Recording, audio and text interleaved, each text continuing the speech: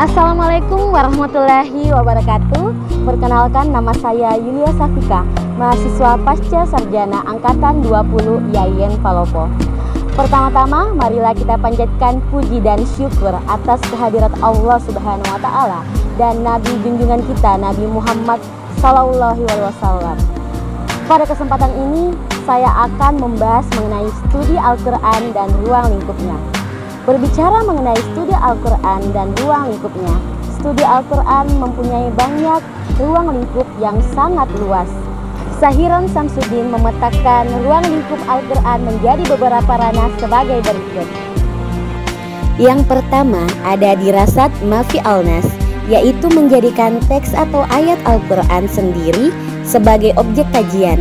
Tujuan kajian semacam ini bisa saja beragam, tergantung pada kepentingan dan keahlian masing-masing. Sebagian pengkaji ingin menguak worldview Al-Quran tentang konsep permasalahan tertentu sehingga hasilnya dapat digunakan sebagai sarana, legitimasi, atau bahkan diaplikasikan dalam kehidupan sehari-hari. Studi semacam ini telah banyak dilakukan oleh para intelektual muslim maupun non-muslim. Sebagai contoh, bisa dicermati karya mufassir Indonesia Quraish Shihab yang berjudul Wawasan Al-Quran.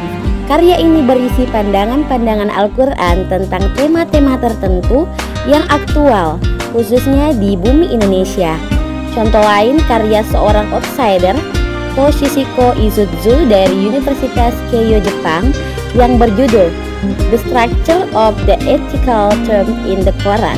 Karya ini memiliki versi Indonesia yang berjudul Konsep-konsep Etika Religius dalam Al-Quran. Dengan pendekatan semantik, Izutsu menjelaskan istilah-istilah etik seperti iman, kufur, fasik, fajir, zalim, Islam, salih, bir, fasad, ma'ruf, mungkar, khair, sair, fasad, tayyib, khabith, halal, dan haram. Kemudian yang kedua ada dirasa mahawa Al-Quran.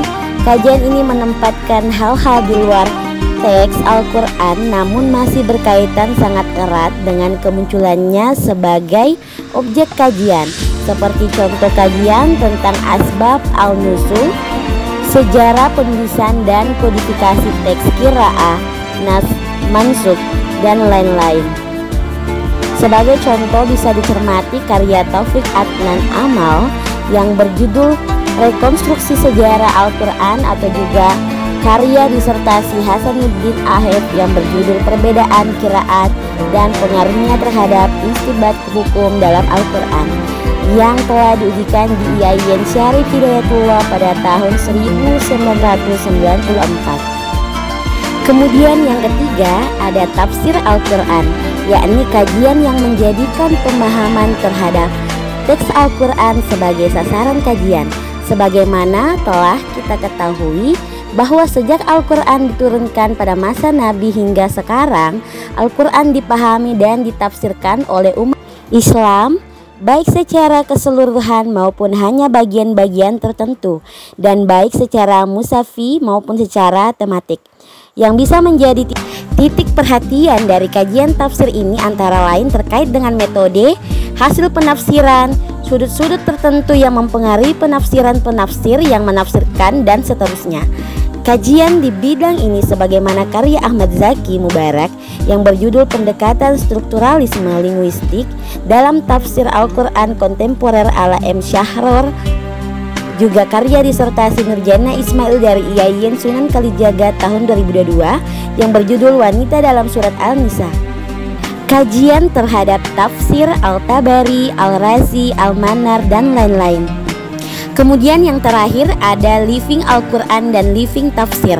Kajian ini memberikan perhatian pada respon masyarakat terhadap teks Al-Quran dan hasil penafsiran seseorang, termasuk dalam pengertian masyarakat adalah resepsi mereka terhadap teks tertentu dan hasil penafsiran tertentu.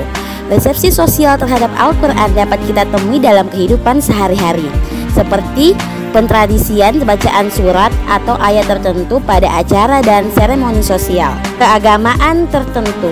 Sementara itu, resepsi sosial terhadap hasil penafsiran terjelma dalam dilembagakannya bentuk penafsiran tertentu dalam masyarakat, baik dalam skala besar maupun kecil.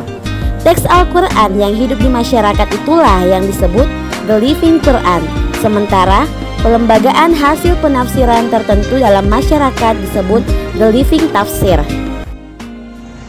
Demikianlah penjelasan saya mengenai studi Al-Quran dan ruang lingkupnya.